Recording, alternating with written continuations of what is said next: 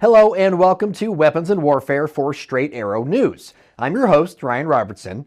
Just ahead on this episode, we get permission to board a craft from a Michigan boatmaker that could make a world of difference for special operations units. Plus, the makers behind our weapon of the week say it's the next evolution in drones and tilt-rotor aircraft. Turns out when you don't need to account for humans, the craft can be rather remarkable. And in our comms check, we've got dueling mantas competing for open water missions. But first, some headlines you may have missed. With all that's happening in Gaza and Ukraine, news that the U.S. military is pulling out of Niger may have flown under your radar. But it's a development few, if any, in American leadership are happy about. This is the latest domino to fall after a military coup in the West African nation in 2023. So, after spending more than a decade and $1 billion investing in a counterterrorism mission, plans are underway to withdraw more than 1,000 U.S. service members.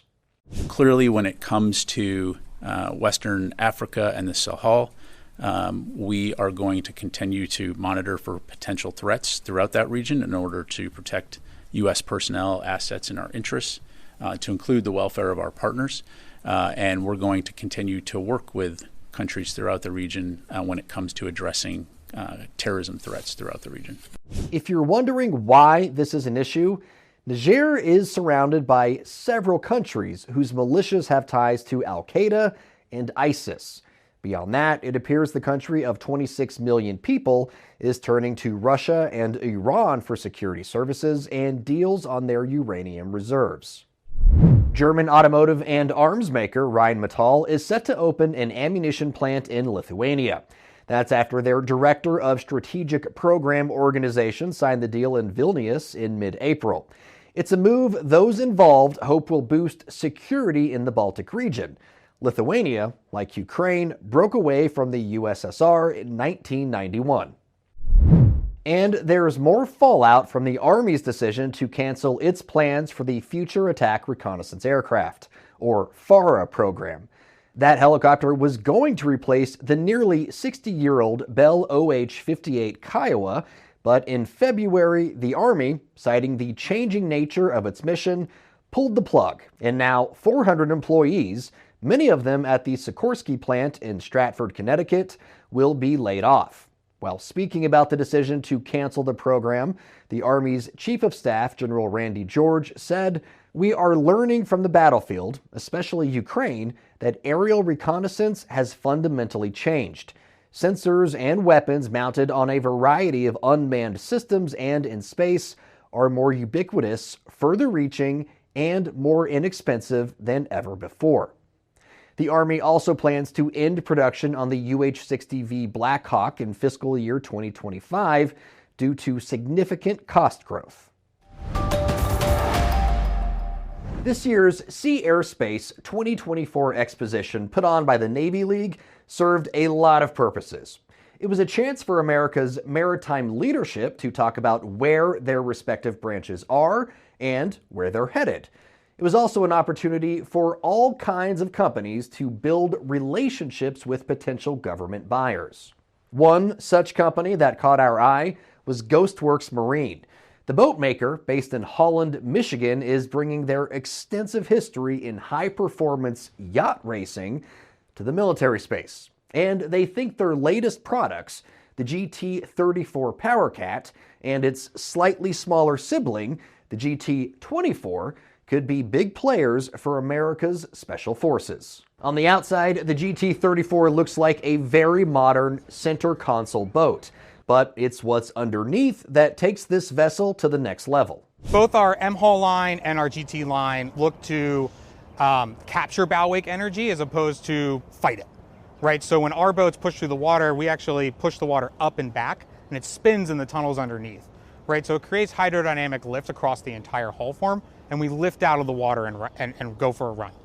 So we're not fighting the water, we're using it to actually lift us up which drastically reduces drag, which gives us much higher speeds. It's called the M hull, and Ghostworks says increased speed and fuel efficiency are where the benefits of the design begin. The real payoff is in the ride. So now that we're out on the water at cruising speed at about 35 knots, one of the things you really notice about this Ghostworks boat is just how smooth of a ride it really is. By making a smooth ride, any platform or sensor that's mounted on top of the boat is going to perform better. It's also going to lower the wear and tear on the operators themselves. Ghostworks Director of Operations Patrick Coughlin says the hull design reduces the wave slap impact on operators by as much as 60%. What we've seen is when we talk to operators and small boat guys especially, is they're hurt. Their lower backs are damaged, their knees are hurt, their ankles are tired. If you go out on a 2-3 hour patrol or insertion, then you're expected to do your mission. Then you got to do another 2-3 hours home on something that's effectively a workout in itself. They're just exhausted. Of course, the only way to know how smooth that ride really is to take one. So that's what we did. On a beautiful spring day, we headed out to the Potomac with the Ghostworks crew aboard the GT34 PowerCat.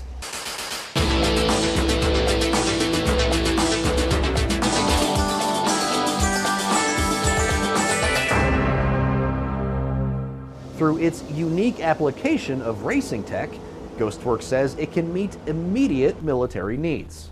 Why did it take so long to combine all of these many factors to make one boat that has it all and that's so efficient?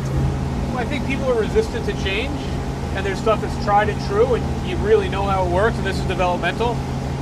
So it takes a certain person or a certain application where they're like, we want to go that way, we want to see. Yeah. You know, because there's some inherent learning curves that you're going to have to assume. Another selling point for Ghostworks, customization. You could build whatever type of cabin you need on it. We can carry lots of weight and payloads, but you're going to have the exact same ride principles and the exact same control capabilities and the smooth ride that you're experiencing out on the water today. You're going to have regardless of how you want to configure the top. Something else that really helps set Ghostworks apart: time. According to the company, most builds only take 6 to 9 months to complete. Lastly, a quick thank you to Sydney Cleaver for getting us on the GT34, and to Todd Meyer, the captain and man responsible for getting us up and down the Potomac safely. Serving you clarity through context, our mission at SAN is to deliver the news straight down the middle. We're different from mainstream media because we spotlight distorted headlines and show you how to do it too. Discover stories that right and left-leaning outlets are choosing not to cover by using our Media Mist tool. Download the SAN app and turn on notifications to have straight facts delivered right to your phone or tablet, and get straight facts anytime at SAN.com. If there's a common thread in the way future conflicts will be contested, it's the word unmanned. Whether it's autonomous or remotely piloted, the technology is developing rapidly enough these vehicles are already being factored into battle plans. While our entry for Weapon of the Week this week isn't part of those plans just yet, it soon could be. This is the Bell V247 Vigilant, and I'm really excited to tell you all about it. If it looks slightly familiar, there's a reason for that.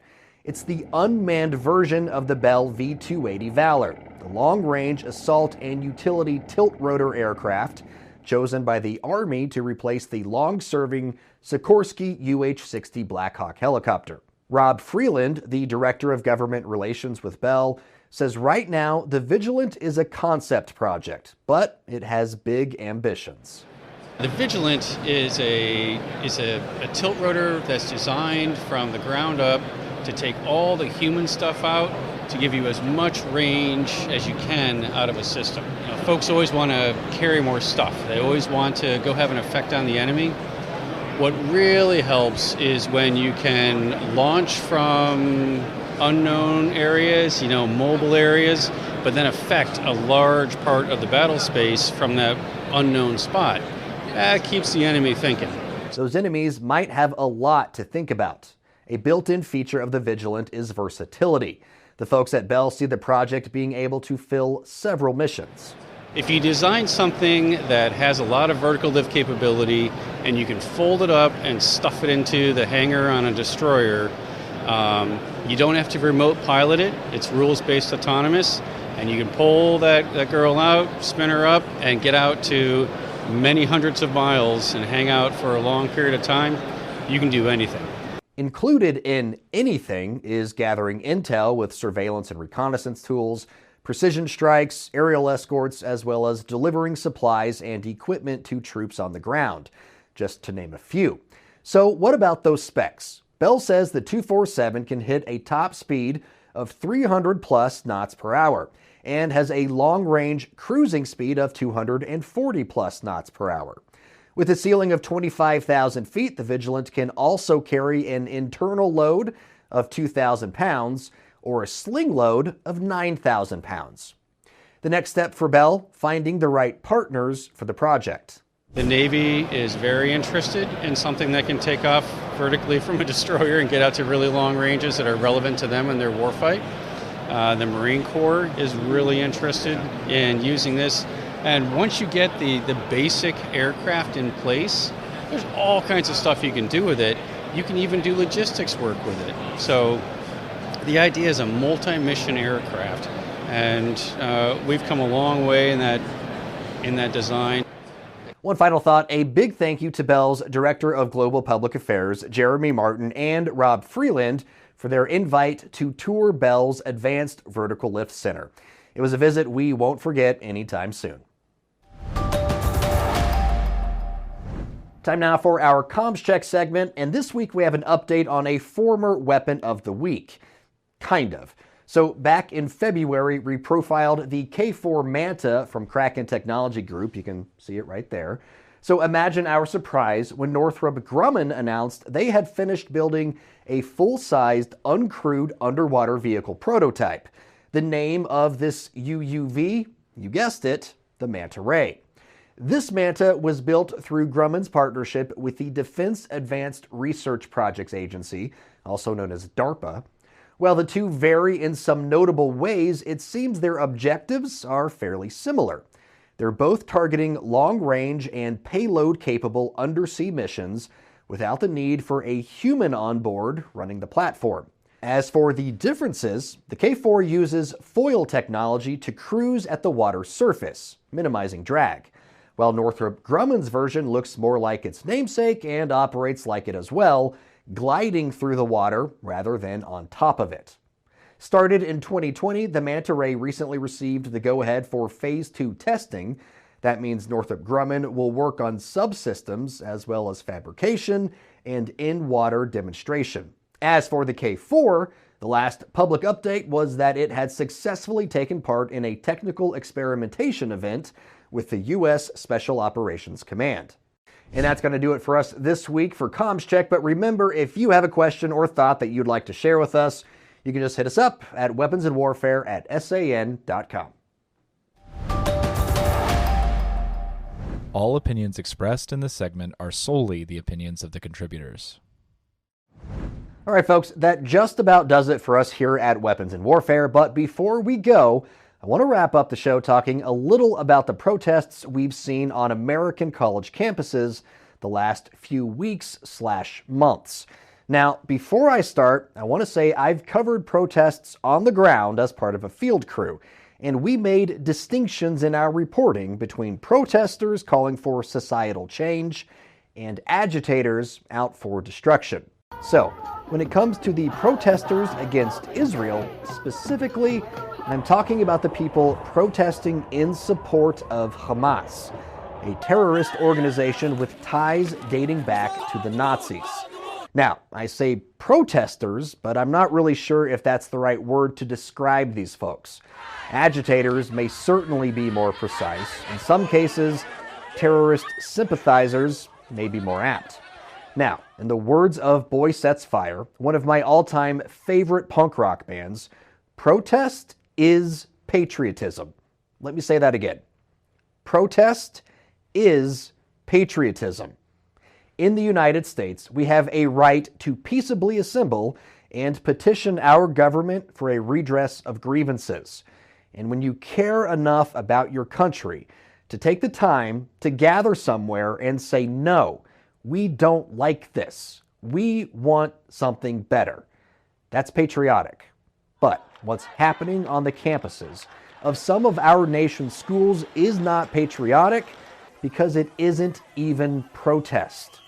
If you want to take a stance against the Israeli government's offensive in Gaza or American aid to the Israeli government, okay, we may not agree, but that is an intellectual viewpoint I can at least understand. But when you have groups of people in America saying they are Hamas, that Intifada should come to the U.S., that is not protest. That is calling for open warfare in the streets against soldiers and civilians alike. It's calling for October 7th style massacres to be carried out here. If you think we have a gun problem in America, God help us if we start to have an Intifada problem too. Now, this is historical fact, and I encourage you all to look it up if you think I'm wrong.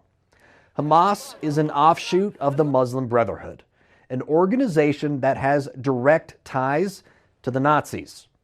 The Muslim Brotherhood loved Hitler so much they had portions of Mein Kampf translated into Arabic because killing Jews, gypsies, people of color, and members of the LGBTQ community was a unifying cause for these murderous maniacs.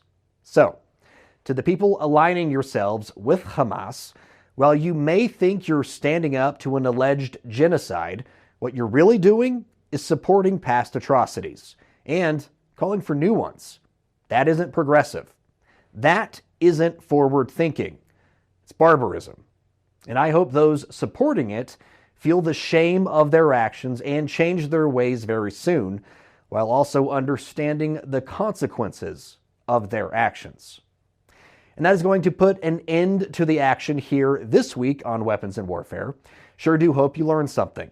As always, if you want to share your thoughts with us or an opinion, please feel free to do so by emailing weaponsandwarfare@san.com. For senior producer Brett Baker, video editor Brian Spencer, and graphics designer Dakota Patillo, I'm Ryan Robertson for Straight Arrow News, signing off.